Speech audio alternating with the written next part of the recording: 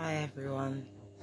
There's a lot of noise in the background because I'm doing laundry once again. So I'm sorry about that. If I look a bit different than normal, it's because I haven't showered yet. So I look a little bit different than normal. Yesterday I was up at about 5:25 to do an event in Eastbourne. It turned out really well. I met a lot of good people there. Yeah, it went really, really well. I met the mayor as well, even though I say meet, that's saying it. I say that extraordinarily loosely. Like, I saw the Eastbourne of Mayor once and took a photo with her. We didn't even exchange words. So to say that I met her is a stretch. But yeah, took a photo with the mayor.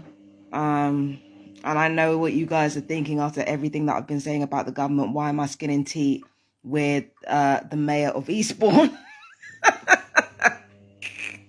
Why am I skinning teeth with the mayor of Eastbourne, given everything that I've said about the government before? Well, that's because, the more people see my face and the more people see the connection to Havana syndrome, the better, right? Bring it all together. Like, this is why I started Empress Justice Tarot in the first place. It wasn't necessarily just so that I could make money doing something that passed the time. It was, a way for me to communicate with other targeted individuals who weren't necessarily Christian and who were more spiritually leaning or alchemically leaning, right?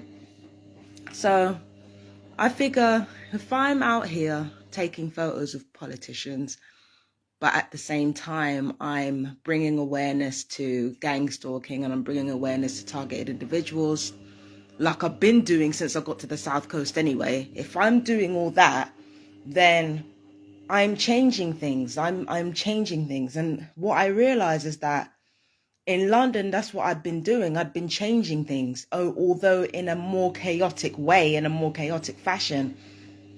I'd been making a real impact in London and I'm making a real impact here. Only here, it's more stereotypically like I make an impact through doing good, that type of shit. But, the more I make an impact and the more the public consciousness is connected with me and my TI struggle, the better. So me taking photos of politicians and me doing diversity events and all that type of stuff, there's a bigger purpose to it beyond me just doing readings or me just, even though me doing readings should not be sniffed at, given the effects that, given how much you truly touch people when you know what you're doing as a tarot card reader, given how much you truly touch people, that's not something that should be overlooked. It is not something that it should be taken for granted. It's not something that should be laughed off. You're touching people in a way, when you really can see into their soul, you're touching people in a way that could change their entire life for the better if they let it, right? So it's nothing to be sniffed at. But for me, it's not as simple as just being a tarot card reader and going to a few events. The more I show myself in public doing something else other than sitting online and talking about being a TI, and the longer that I connect my Havana syndrome with what I'm doing, the more I can do that on a public consciousness, the better it's going to be for not only me, but other targeted individuals as well. There's a whole pattern to what I'm doing that goes beyond just surface level contradictions or surface level seeming hypocrisies. Like, me being in the public eye more and more, it could bring awareness to targeted individuals, and not just targeted individuals as a whole, but targeted individuals from the communities that I belong to as well, especially. It's important for visibility that I'm out there. Do you understand what I'm saying? It's important that, I'm out there in terms of how I utilize my talent and how I utilize my abilities to ultimately bring the plight of Havana syndrome into the mainstream, or at least help to do so, because truth be told, my audience isn't that big, but whatever I can do to contribute is whatever I can do to contribute. And that's what I do. That's what I try to do every day.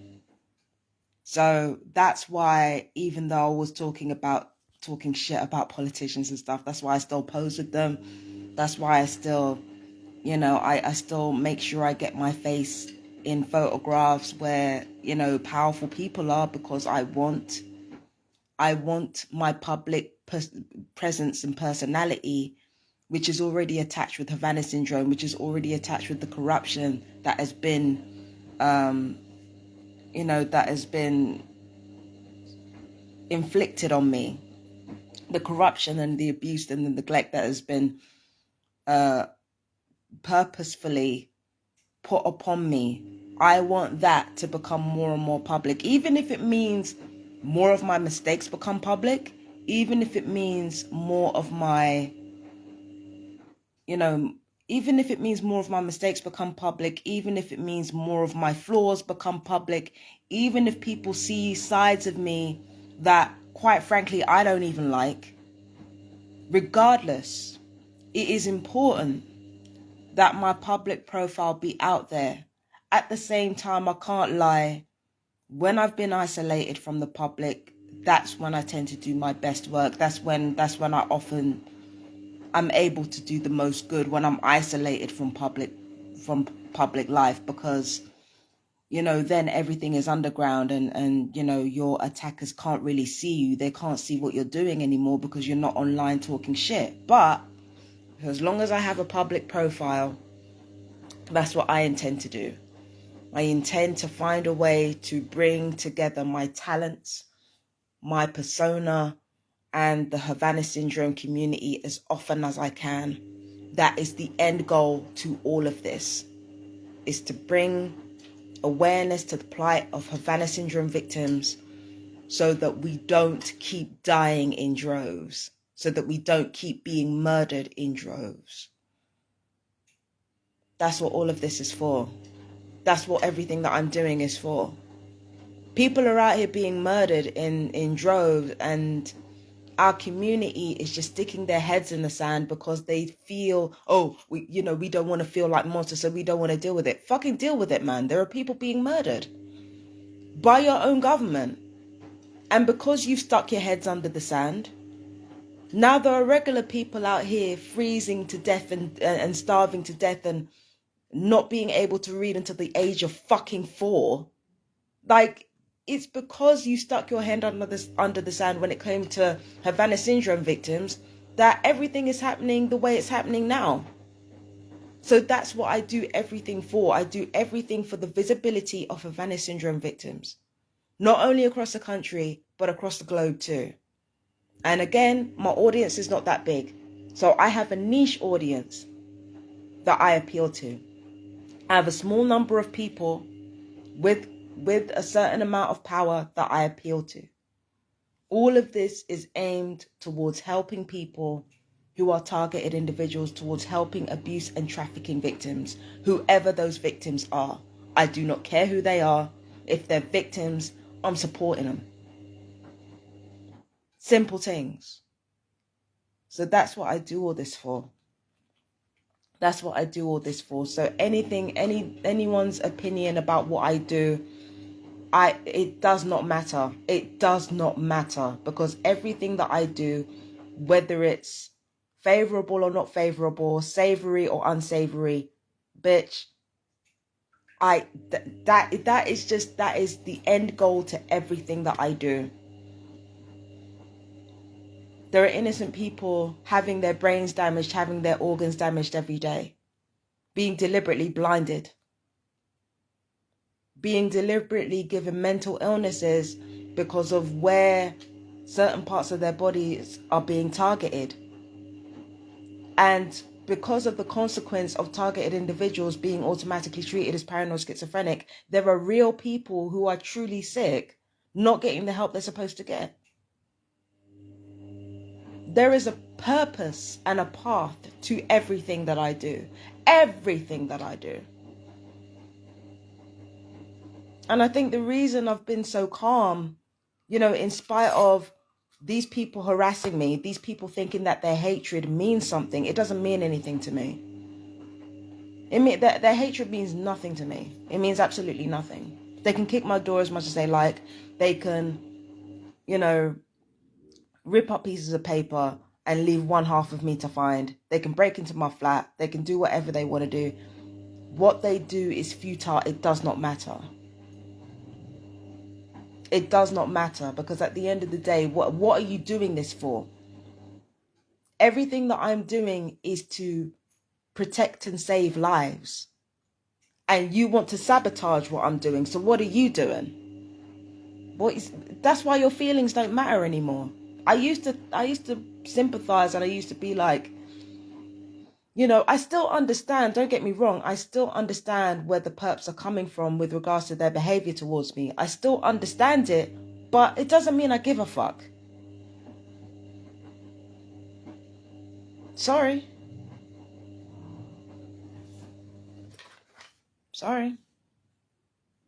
It is what it is. Do you understand what I'm saying? So for me, it's just like, yeah. There was a piece of paper here last night. I ripped it up and just chucked it in the bin. But first I want to discuss something interesting. So I woke up at 5:25 this morning, as I told you guys before, and I left here, I think about an hour or so later. I got into an Uber. And I was having this interesting conversation with the cab driver, and the cab driver was asking me about names and meanings. Already I knew the psyops was coming, because I talk about the meanings of names a lot. So I already knew that it was some psyops bullshit. And then on top of that, this cab driver asked me, you know, about little pieces of paper. You know how people write sigils, and they like write on little pieces of paper and they roll it up and they put it in the sort of like little locket and stuff. And he said, what's that thing called? What are those things called? And I'm like, you know, I'm going along with the conversation, and I'm thinking, you know what they are, but you don't know what they're called. You didn't look this up. You can easily look it up. You don't have to ask me. Do you know what I mean? So I'm thinking, yeah, either this is more psyops bullshit or it's a coincidence. Either way, I'm not bothered, right? I wasn't bothered. I was intrigued, because, you know, talking about occult stuff is my absolute weakness. So I was intrigued. I was like, yeah, I'll go along with the conversation just because I like talking about it. But in the back of my mind, I was like, yeah, this is a psyop. This is ridiculous. So I'll go out to Eastbourne, I do my thing, and I come across people who either want readings for free. There were a lot of drunkards in Eastbourne. I don't know where they're all coming from. A lot of drunkards in Eastbourne. One of them wanted a reading and just sat there, you know, talking their problems to me. I'm like, in the back of my mind, I'm thinking, can you just move along? If you don't want to get a reading, don't get one. But then they were talking about the Bible, because again, that's another hot button issue. A lot of Christians tend to be, well, not a lot, but some Christians tend to be quite forceful with their beliefs, even though they don't really understand the nature of the alchemical text that they're reading. But okay, you know, so a lot of them are quite forceful. So I felt like that was more psyops, getting this person to try and sit in front of me and say, oh, well, it's demons. It's got to be demons you're working with. I'm like, you pray to demons every day. Like, when you pray as a part of your religion, you don't know what you're praying to. There is so like, realistically, right? There are so many interdimensional beings out there. We don't know what we're working with. We don't know. Every time, it's not even just about magic or, you know, or readings or what have you. It's also about prayer. There is a chain, a magical chain that is formed from the energy of generations of people, and not even just generations of people on this plane, but generations of people and interdimensional beings on the quantum realm too, or the astral realm as well. We call it the astral realm. So when you pray, you don't know what you're praying to. When you don't know what you're doing it for. All you know is that when you pray, an exchange has to be made. And that's another thing. people think that they can just pray or do, like, if you're a part of a religion, you think you can just pray and you don't have to give nothing up. 9 times out of 10, when people pray, they think they don't have to give anything up. Or they think that whatever it is that they have to give up, it's obvious. Do you understand what I'm saying? They think that whatever they have to give up is obvious. It's never obvious.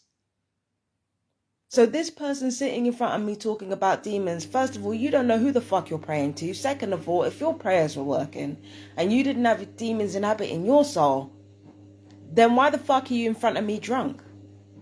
And then on top of that, you don't even know your Bible. You don't even know that Revelations and the Tarot are connected. You don't even know that, and yet you want to sit in front of me talking about sin. Another psyops. Another psyops. Another drunk bastard comes in front of me wanting a free reading. Another psyops, most likely. There are a lot of psyops going on in Eastbourne while I was doing my readings. I wouldn't be surprised if some of my clients were psyops as well, but here what? I've got to provide a service. If they pay, I've got to provide the service. But yeah, I had a great day, don't get it twisted, but it's like lots of psyops going on, lots of nonsense going on. And then I came home from Eastbourne. I'm on a high, right? Bitch, I'm on a high. I'm on a high.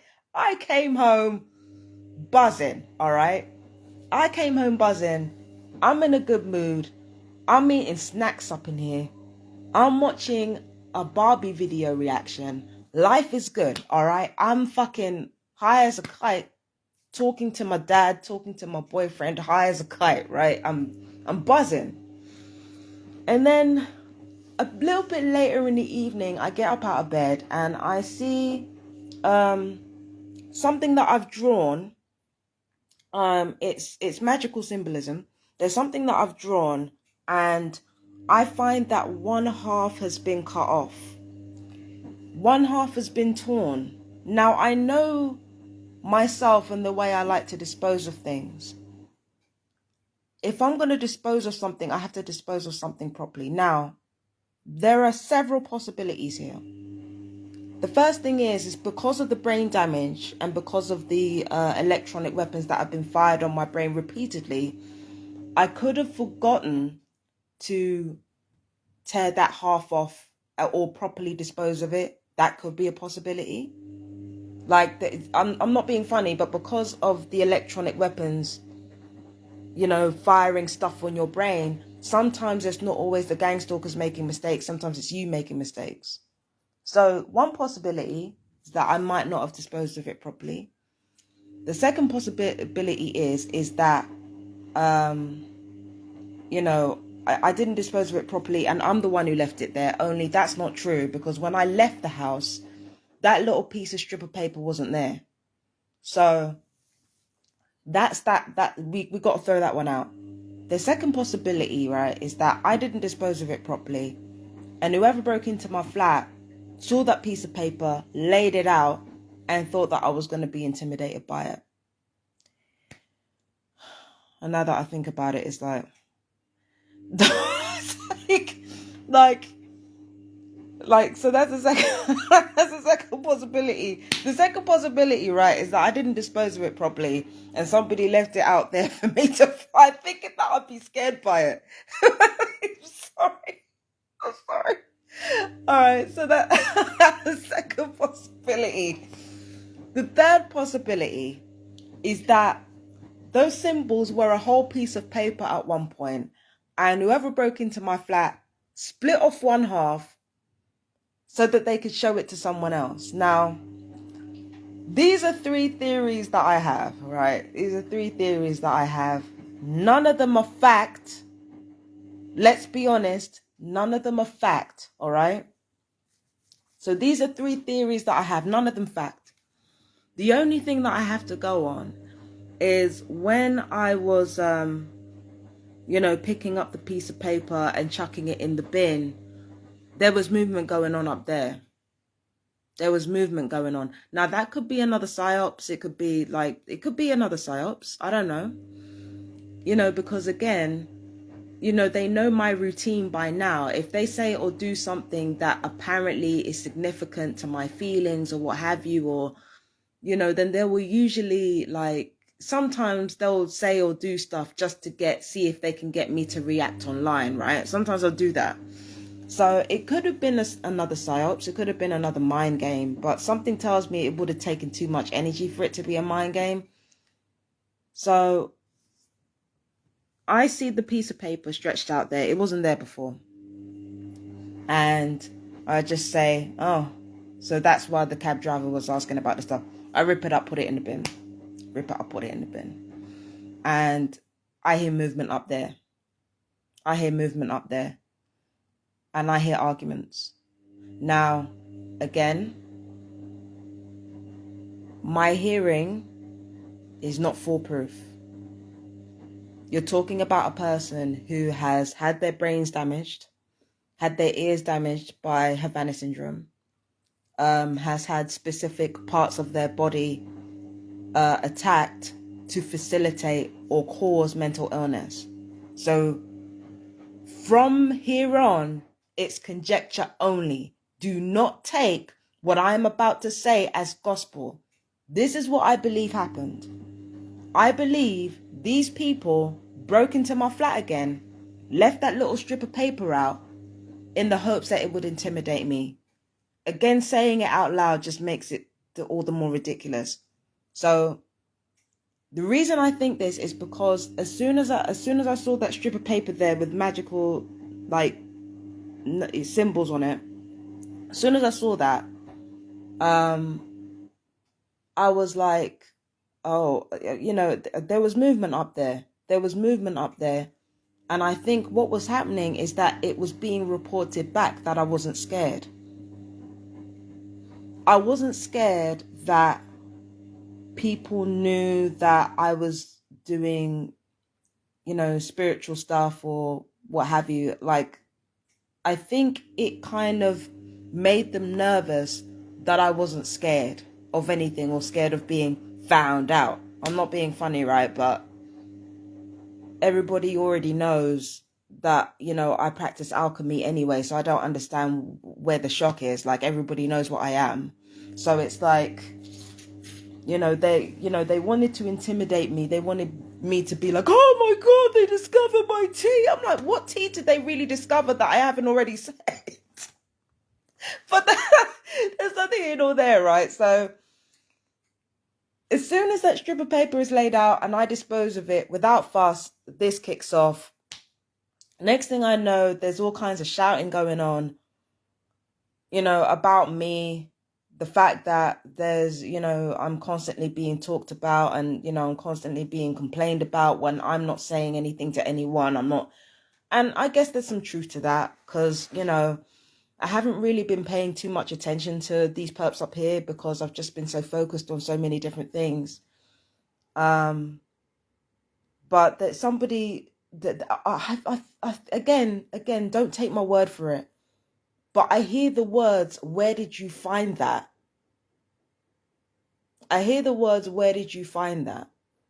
So again, it could be a psyops. It could be a psyops. It could be like, I don't know. It's just conjecture. It makes me think that, yeah, they've been in here because they've been in here before, but it makes me think in particular that they think they found something that they could use against me.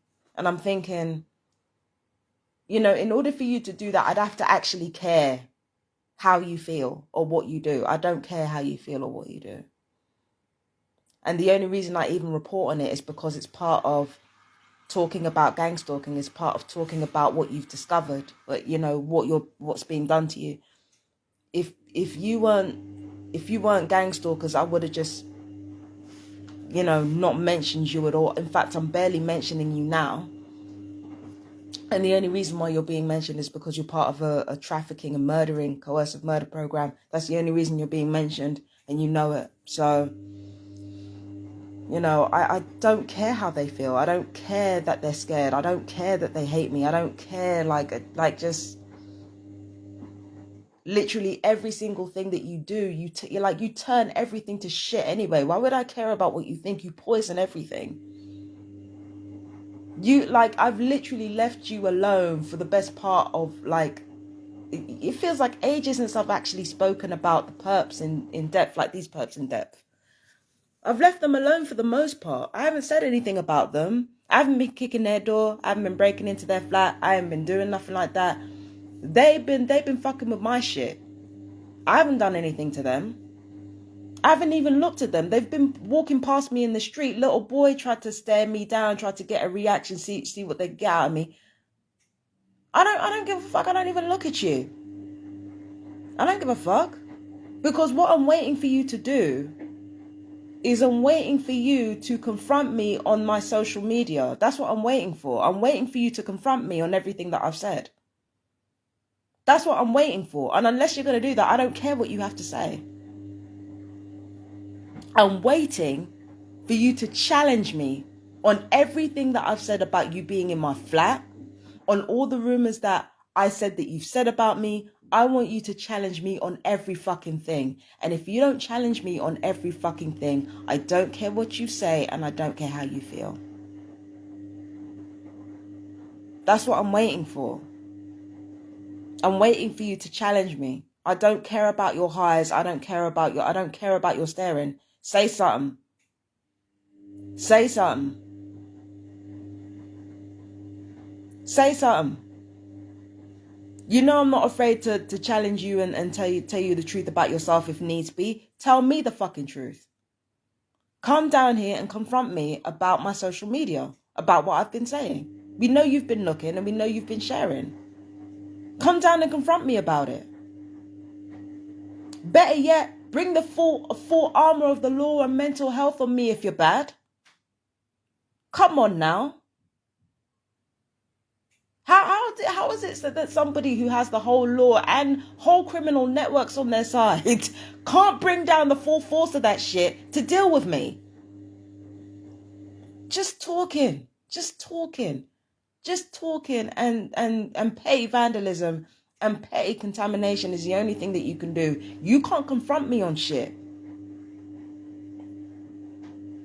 I'm waiting for you to confront me so that I can turn around and tell you that you're murderers and you're human traffickers with extra steps. That's what I'm waiting for. And I'm waiting for you to confront me so that I can tell you face to face about Liza, face to face about Annie, face to face about Phil Leak, a targeted individual from this country who was murdered. I'm waiting for you to come to me face to face for me to talk about David Scott Baker, who was murdered as a result of gang stalking. Gang stalking that happened because he confronted somebody that abused him as a child. He had the temerity to talk about somebody that abused him as a child, and he was literally killed by a targeting program because of it. I'm waiting for you to come down here to have a discussion. I'm waiting for you to come down here. Try coming down to me without lying. That's what I'm waiting for. I don't care about this shit. I don't care about, I'm trying to keep the hyperbole to a minimum and keep the emotional stuff to a minimum because we want to deal with cold hard facts. And all I have is conjecture, and all I have is what I heard, and I could have been mistaken. But then I often thought I was mistaken before and I wasn't. So, do you know what I mean? I'm trying to keep this to a minimum. So the fact of the matter is, there was a strip of paper there. It wasn't there before.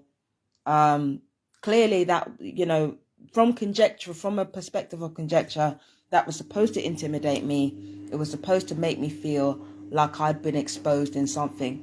Like, in order for me to be exposed, I'd have to give a fuck about how you feel. I don't.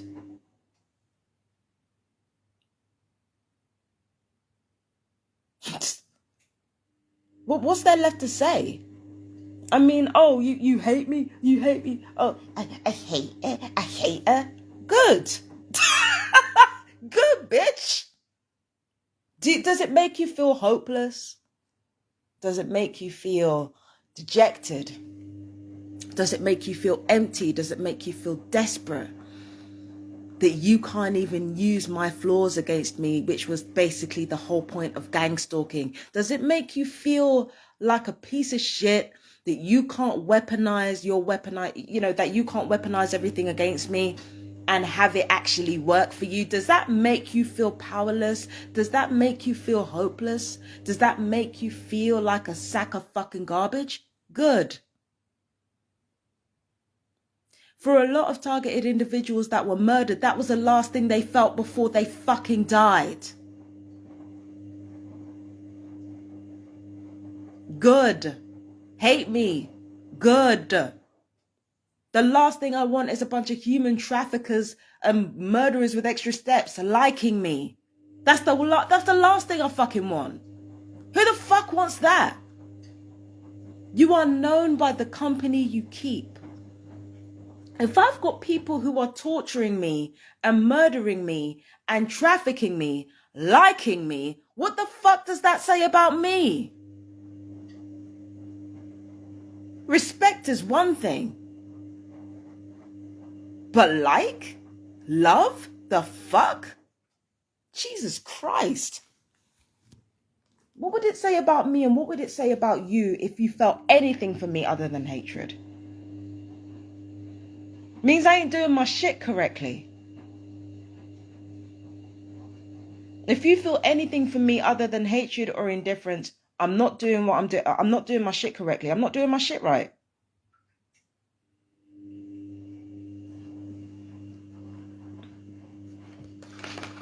I'm going to look back at this video and find like just so many disconnected, disjointed, like just so much disjointed. Like I'm going to look back at this video and find so many disjointed elements in this video when it comes to how I've got my point across. This brain damage from the Havana syndrome is no fucking joke. Stringing sentences together is fucking hard. It's harder than it looks. It is harder than it looks. Far harder than it looks. You know what I mean? Oh, and I wanted to talk about a memory from Facebook as well. Oh, hi Shaiba. Hang on. Courage, all for one and one for all. Yeah, that's what the hell I'm talking about.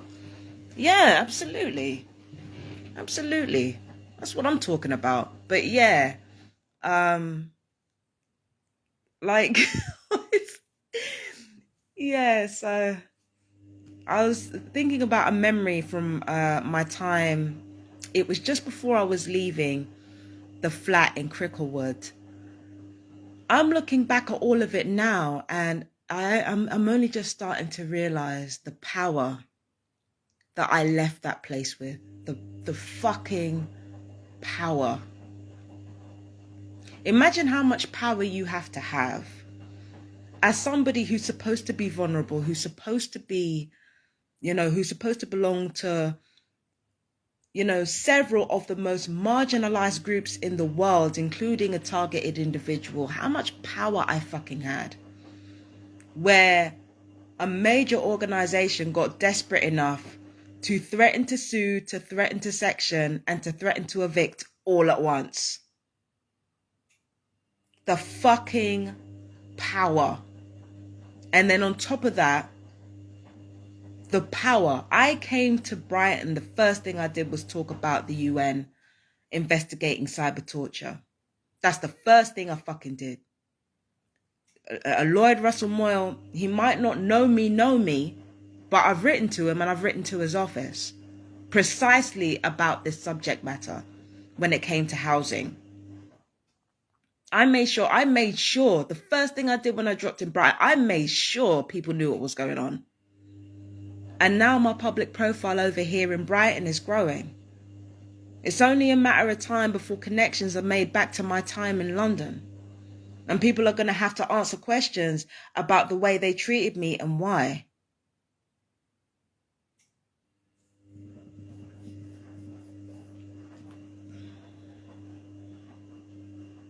In my own way, I'm a very powerful human being. It's not even about like, it's not about, I realize now it's not really about like, anything external. Don't get me wrong, I have a lot of people to thank for, for the blessings that I've experienced in my life, in spite of having such a horrible life. I've had so many blessings. There are so many people I have to thank for that. There are so many spiritual entities I have to thank for that. Low key, I gotta thank them. I don't know. Well, they're not spiritual, they're interdimensional. But yeah, I have a lot of people to thank, and I have a lot of people to show my gratitude to. Spirit as a whole, I got to pay thanks and give thanks to them, and show my gratitude to them, because I've had so many blessings. In spite of having such a horrible life, my blessings have still been plentiful. But I have to admit that I feel like me being in the position that I'm in now is because I don't give up. I don't give up. And it's not even something that I can help. I can't help it. It's like my determination to get the truth out there, and to have people know what's going on, and to have the right thing be done. It's just in me. It's in me. I can't help it. I can't help it. You know what I mean? And I feel like that's one of the main reasons why I'm still thriving and growing, and because I refuse to give up. I refuse. It doesn't matter how bad it gets. I refuse to give up. I don't give up. Amen. Yeah, I refuse. Like, I'm not out here. I'm not going to be out here, lacking courage. And, courage means that you feel the fear and you push through anyway. I felt the fear all my life, and it still didn't stop me. And it will never stop me. It won't even stop me. It won't stop me. It just will not stop me at all. And it doesn't matter where I go, who I talk to, they're all going to know about this. And again, the more you push through, the more determined you are, and the more determined you become, is the more progress you make in life. And I've been very, very blessed. I've been very, very blessed to have what I have. I've been very, very blessed with that determination. That stubbornness, that pig-headedness is a blessing. Because without it, I don't know what I would have done. I'm a very stubborn person. I thank God for it every day. I thank Spirit for it every day. I am as stubborn as hell. And that is one of the reasons why, in spite of sectioning, homelessness, I have continued to thrive. I have continued to thrive. And I was so powerful in London. I was so powerful. In all the struggle that I went through, in all the pain that I was subjected to, powerful. And I didn't even know it. I didn't know it. Because all that harassment and all that, people trying to deny the reality of what was going on with you, it just made me feel small. But now I realize, I'm looking back, I'm thinking, you were so powerful then. Gods. Wow. You were so powerful. Imagine being so scared of your shit coming out that you're going to threaten a mentally ill person with homelessness sectioning and legal action. I can laugh about it now. Like, if actually I was even laughing about it then, because I didn't know how, but I knew. Jesus. Ayo. Nah, man.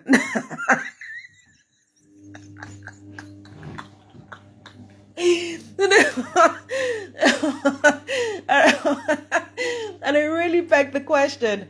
I asked this yesterday on my social media. I played that clip of Brent Mind attempting to sue me, saying, "Oh, we're going to get our legal team involved." I played that clip, And I was thinking to myself about my current situation with my current perps. If they are convinced that everything that I'm saying is a lie, and I know they're not, I know they're chatting bullshit. If everything that I've been saying is a lie or what have you, according to them, right? Instead of doing all this paranoid schizophrenic shit, they could have just taken me to, they could have just brought the full arm of the law on me. They could have just said, look, she's lying about us. We're gonna file a civil suit, or we're gonna have somebody else file a civil suit. There are so many things they could have done. And regardless of whether I'm mentally vulnerable or not, you know, you could have had me charged for harassment if you really wanted to. You could have made up a bunch of lies. People would have backed you up. You could have said, this person is harassing me. This person is harassing me. You could have said that. You could have made up a whole bunch of lies and have people believed you. They've been believing you. You could have had the whole law come down on me, and you chose not to. Either you chose not to, or more likely the police chose not to help you. I wonder why that is. And then on top of that, you can't sue me for defamation, because guess what? I'm diagnosed paranoid schizophrenic. Oh, whoops.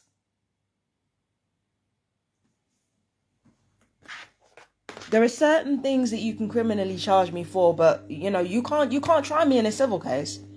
Because if I'm supposedly paranoid schizophrenic and I'm diagnosed paranoid schizophrenic, what exactly do you hope to learn from me? And for that matter, if I'm supposed to be paranoid schizophrenic, then why does any of this mean anything? Why do you need me to go online and talk shit? What does that prove? You see, the more that you go into this gang stalking stuff, is the more you realize how much gang stalkers contradict themselves. That's the thing. The more you realize how gang stalkers contradict themselves. Do you see how the mental illness tagline and the mental illness script and the paranoid schizophrenic script, do you understand how much that leads perps into a trap as well as yourself? It leads them into a trap, because if you know a person's paranoid schizophrenic, why are you antagonizing them for? Why are you blacklisting them for? For what reason? Why are you playing mind games with somebody who's paranoid schizophrenic? And why are you sectioning? Why are you trying so hard to get them sectioned? What, so you can get them away from the public? If you hadn't bothered them in the first place, you'd have nothing to worry about. So already you're contradicting yourself. What are you doing all of this for? So with this paranoid schizophrenic diagnosis that you have labeled all TIs with, you've backed yourself into a corner. In fact, with any piece of slander that TIs are subjected to in order to justify their targeting, it backs perps into a corner, because then you start thinking to yourself, if this person is everything that you say they are, then why did you not do this? Why did you not do this? Why did you not do this? Why was your first thought is, I've got to bully this person? Why did you not do this? Why did you not do this? Why did you not do this? There are so many things that you could have done that could actually contribute to helping the people that you say you're going to help. But no, you just did this to bully and feel good about yourself. Because there are so many different things you could have done to make society better, to make everyone's lives better, and you chose not to. Without the will to fight back against the incredible odds we face, we could not even be here today.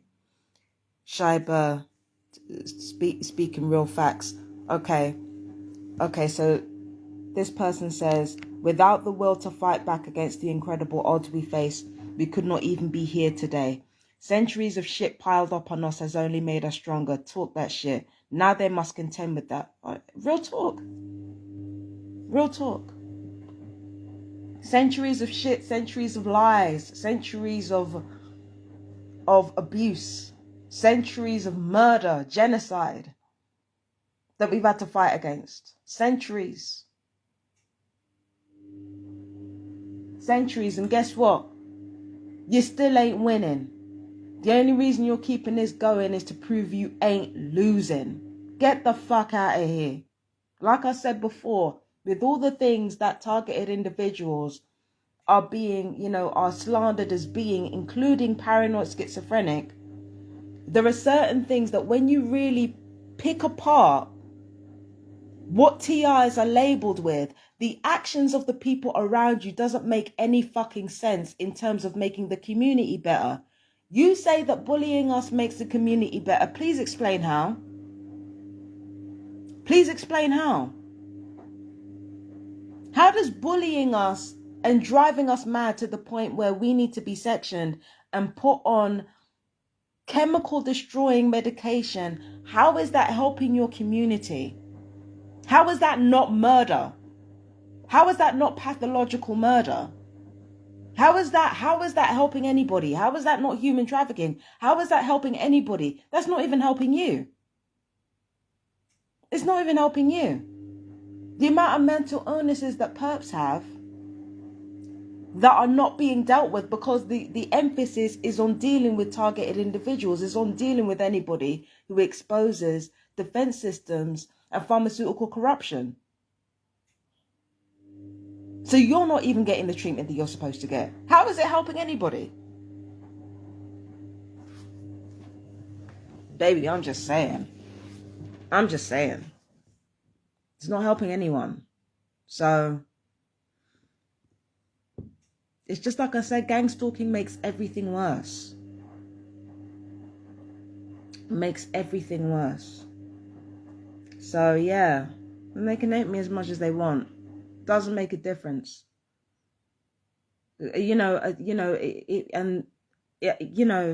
Sorry, I'll keep stuttering, brain, right? In terms of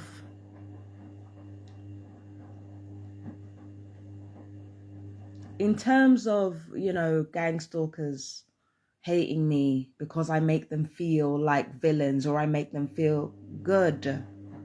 Like I said before, good. The amount of hopelessness and fear and fucking, the fear, the hopelessness and the sheer terror that I apparently make you feel.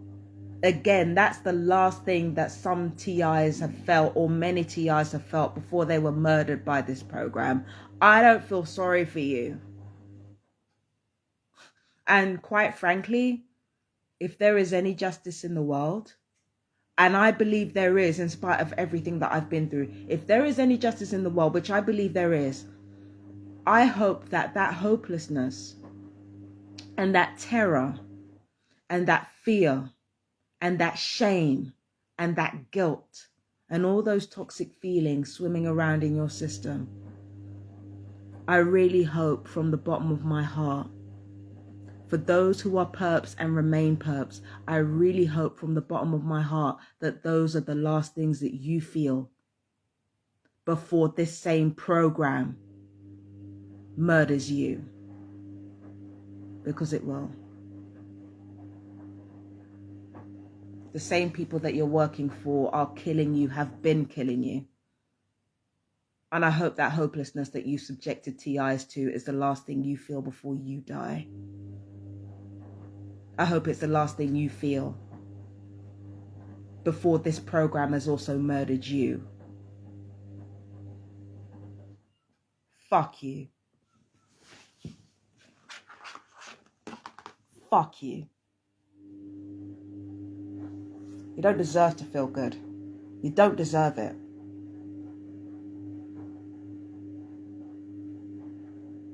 So anyway, I gotta go. I should have left minutes ago because this was just sliding into drama and and I didn't want that. I was supposed to come on here, talk about the facts and get off the video. But you know me, I can't help myself. Can't help myself.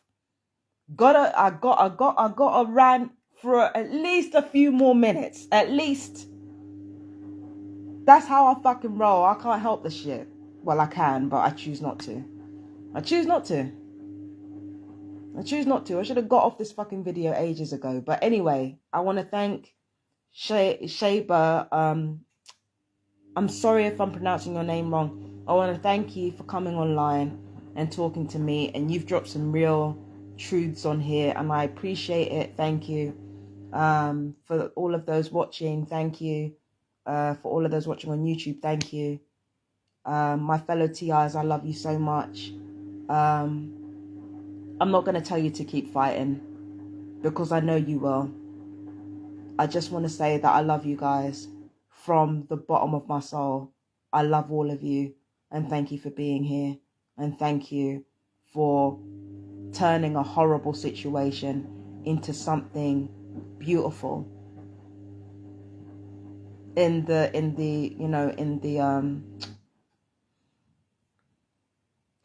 form of this community.